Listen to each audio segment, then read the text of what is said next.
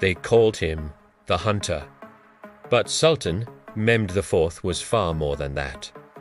He was the youngest Ottoman Sultan ever to ascend the throne, the second longest to rule, and the last of the great conquerors in a world that was rapidly changing.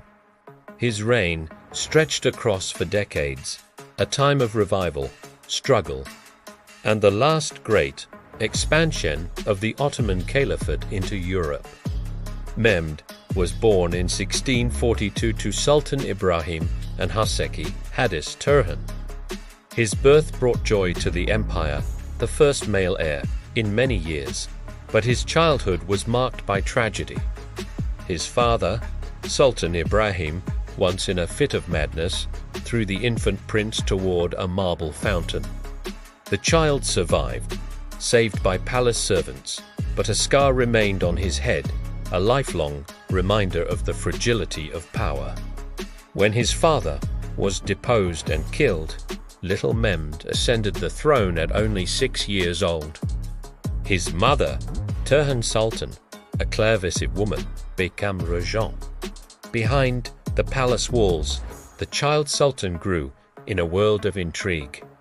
His grandmother, Köprülü Sultan, the most powerful woman of the Ottoman dynasty, plotted to remove him and replace him with another prince.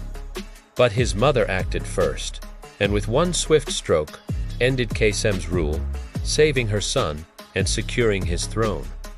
Tuande's sultanate of women and the rule of the harem over the empire. During his childhood, the empire was in chaos. The treasury was empty, rebellions shook Anatolia, and the Janissaries ruled the streets. It was an era the historians called the Sultanate of the Ugas, a time when eunuchs and officers of the palace ruled in the name of a boy. But as Mehmed grew, he watched, listened, and remembered. He wrote the names of 70 men responsible for his father's death in a small notebook, 70 names that one day, when the time came, would face justice. When the Venetian war over Crete bled the empire dry, chaos returned to Istanbul. The economy collapsed, the people rioted, and soldiers hung 30 officials on the plane tree near Sultanahmet Square, an event known as Vakei Vakvaki, the incident of the cursed tree. The city fell silent in fear. In this darkness, Aman appeared Köprülü Mehmed Paşa, unknown Alvize, 78 years of age, who demanded complete freedom to act without interference from the palace or court. Turhan Sultan accepted his conditions, and the old statesman began the work of salvation. He crushed rebellion, restored order, and with an iron hand cleansed the empire from corruption and tyranny. His era, and that of his sons, would be remembered as the Köprülü Renaissance. With discipline came victory. The Ottoman fleets broke the Venetian blockade at the Dardanelles. The war in Crete, which had raged for a generation, ended in triumph. Candia, modern Heraklion, fell after 20 years of siege.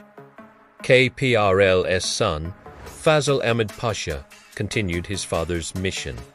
Tutuk Ersekubar Sastriat, Katarelwi, and Kamienik in Poland. The borders of Islam in Europe reached their farthest point, barely 100 kilometers from Warsaw. Europe trembled once more at the banners of the Caliphate, but greatness breeds jealousy. When Fazıl Ahmed Pasha died, the Sultan turned to Kara Mustafa Pasha, a man of vast ambition. He dreamed of finishing what Sultan Suleiman the Magnificent began, the conquest of Vienna. Yet, this dream turned to disaster. Against the Sultan's wishes, Kara Mustafa marched on Vienna in 1683. He ignored wise counsel, insulted the Crimean Khan, and delayed the final assault.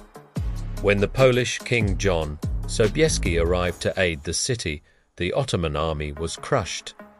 It was the beginning of the long retreat the alliance of all Europe against the empire.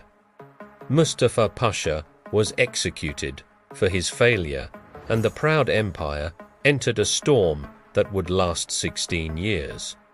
Through all of this, Sultan Mehmed remained calm. He was not a tyrant, nor a coward. He was a man of patience and faith. While he spent his days in Aden, away from the corruption of Istanbul, his viziers ruled and his armies fought. He once said to his ministers, "Your words and lives must reflect the hardship of our people. Live as an example, not in excess." He was generous, pious, and deeply humble. He stood whenever the name of the Prophet was mentioned, and he never refused anyone who asked him for help. He repaired the minarets of the sacred mosque in Mecca and ordered cool stone to be laid in the Tawaf area so the feet of pilgrims would not burn. He sent lamps to light the path between Safa and Marwa and had a dome built over Zamzam. He wrote firmans in his own hand commanding fairness, mercy, and justice. Though he ruled over a vast empire, Sultan Mehmed was a man of simple heart. He loved the open air, the forests, and the sound of horses. He hunted not for pleasure, but to train his eye and arm, for the Ottomans considered hunting a rehearsal for war. He could ride for 20 hours without rest, climb mountains on foot, and throw a javelin farther than any man in his army. His courage was legendary. Once, on Mount Olympus in Greece, he stunned his entourage by leaping with his horse across a chasm nearly 3,000 meters high. Even cannon fire could not shake him. When he shan unmoved stood firm, his cannon over his head. He was a ruler who preferred reason over pride, consultation over tyranny.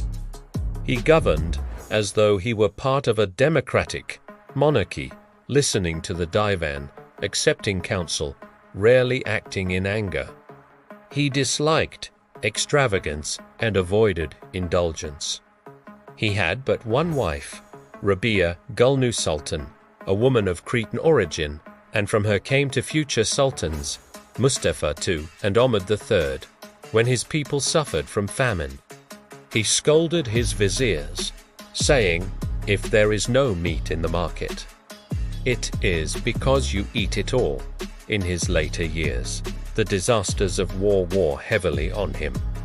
He wept with joy upon hearing of victories and grieved deeply at the losses.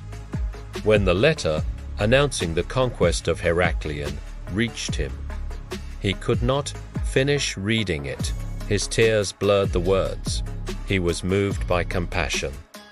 When an elephant killed its rider during a ceremony, the Sultan broke down, unable to bear the sight, but the winds of fate turned cold.